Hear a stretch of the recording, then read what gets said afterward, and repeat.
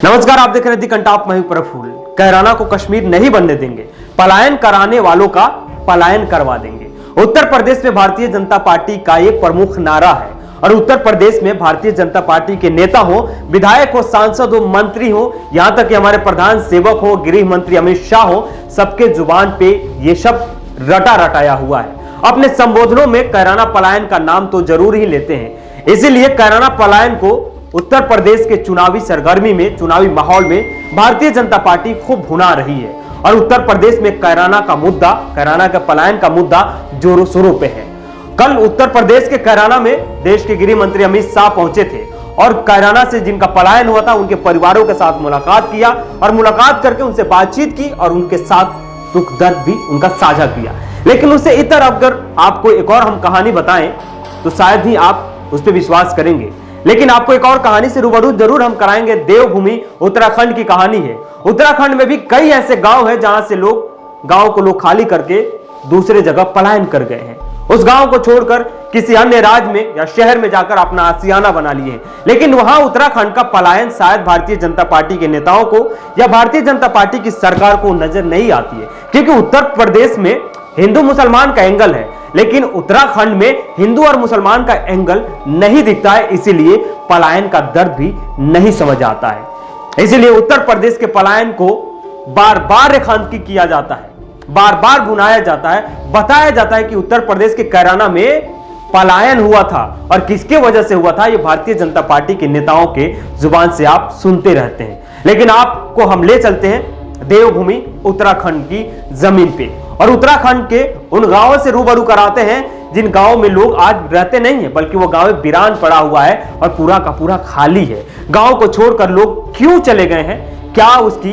वजह है, उस कहानी से आपको रूबरू कराते हैं। देवभूमि उत्तराखंड को यूं तो उसकी खूबसूरती, पहाड़ियों और सनातन हिंदू धर्म की आस्था के प्रतीक 4 प्राचीन धर्मों के बारे में जाना जाता है। इसके अलावा यहाँ भी कई ऐसी कहानियां हैं और लोकेशन है जिनके बारे में जानकर आप हैरान रह जाएंगे, सोच में पड़ जाएंगे।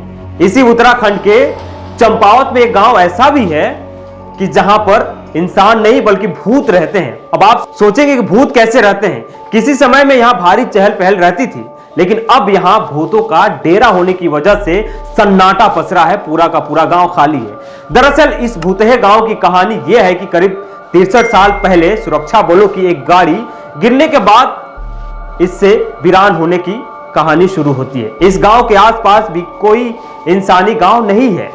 लोगों का कहना है कि गांव की जमीन ऐसी है कि यहां से गुजरने वाले कोई इसके मंदिर में रुककर आगे बढ़ना पड़ता है। साल 1952 में हुए उस हादसे के बाद सब कुछ बदल गया।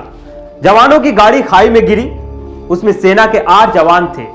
कहा जाता है कि जवानों ने गांव वालों से मदद की गुहार लगाई, अपील की, मगर गांव वाले उन्हें बचाने की जगह उनके सामानों को लूटने लगे। इस वाकये के अलावा उत्तराखंड के सैकड़ों गांवों के भूतहा होने की कहानी भी दिलचस्प है। इन गांवों में या इन गांवों के वीरान होने की वजह से यहां से दूसरे प्रदेशों में हुआ पलायन रहा है। प्राकृतिक आपदाओं का, संसाधनों के दोहन के नाम पे हुए मैन मेड डिजास्टर और गांव में संसाधनों की कमी के चलते लोग दिल्ली समेत देश के बाकी हिस्सों में बस गए। एक अनुमान के मुताबिक सबसे बड़े स्तर पर होने वाला पलायन की वजह से सूबे में लगभग 1700 गांव खाली हो चुके हैं। यही वजह है कि इन गांवों को लोग अब भूतिया गांव के नाम पर या भूतिया गांव के तौर पर पुकारने लगे हैं। हालांकि कोरोना काल में बाहर बसे लोगों के जीवन पर असर पड़ा तो सरकारी आंकड़ों के मुताबिक यानी उत्तराखंड के माइग्रेशन कमीशन की यानी 30 सितंबर 2019 को आई रिपोर्ट के मुताबिक 3,27,000 लोग अपने गांव वापस लौटे। हालांकि भूतहा कैटेगरी वालों गांवों की बात करें तो इस सूची में बलूनी गांव भी शामिल है, जहां अभी तक कोई भी वापस नहीं लौटा है जब से उस गांव को छोड़ के गया है। साल 2021 की जनगणना के मुताबिक यहां की आबादी सिर्फ 32 लोगों की थी। उसके बाद यह गांव भी भूतहा करार दिया जाता है। इसी तरह rural development and migrate commission की वेबसाइट के मुताबिक कुछ गांव में लगभग 100 से भी कम लोग रहते हैं। यानी बाकी जिलों में के गांव की सूरत भी ऐसे ही है, जहां 80% से ज्यादा आबादी का पलायन हुआ है। उत्तराखंड के लगभग 1700 गांव ऐसे हैं जिन्हें उत्तराखंड माइग्रेशन डिपार्टमेंट ने भूतिया घोषित कर दिया है, यानी भूतहा गांव कहा जाता है।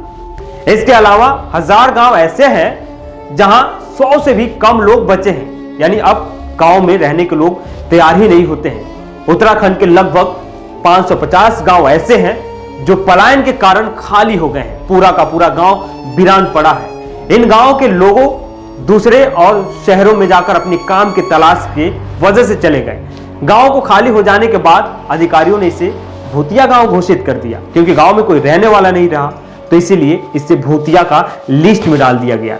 लेकिन सरकार इन गांवों को आबाद करने की कोशिश नहीं की, क्योंकि कहानी है और इसको कहानी बना दिया गया और एक भूतों का डेरा बना दिया गया। लेकिन वहीं उत्तर प्रदेश में चुनाव है और चुनाव में कैराना में जो पलायन हुए थे वो मुद्दा नंबर 1 पे है। लेकिन उत्तराखंड का पलायन का मुद्दा निचले पैदान पे आप पाएंगे।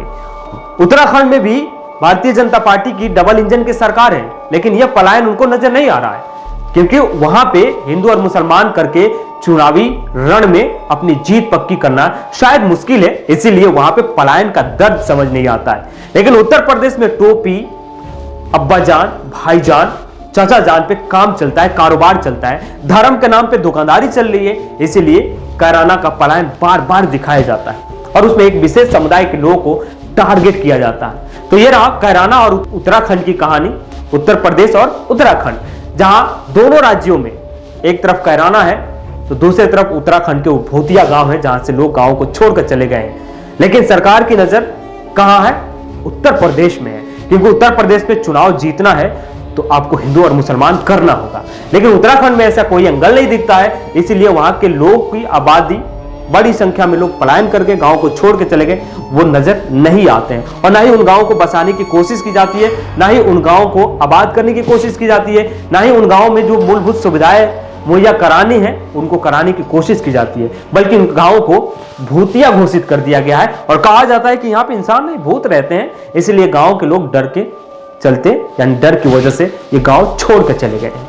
खैर देखिए, चुनाव है, दोनों राज्यों में चुनाव है, लेकिन उत्तर प्रदेश का चुनाव देश में महत्वपूर्ण है, इसीलिए उत्तर प्रदेश चुनाव जीतना भी महत्वपूर्ण है, क्योंकि कहा जाता है कि केंद्र की, यानी केंद्र का रास्ता उत्तर प्रदेश से होकर आता है, इसीलिए उत्तर प्रदेश का चुनाव जीतना बीजेपी के लिए इंपॉर्टेंट है।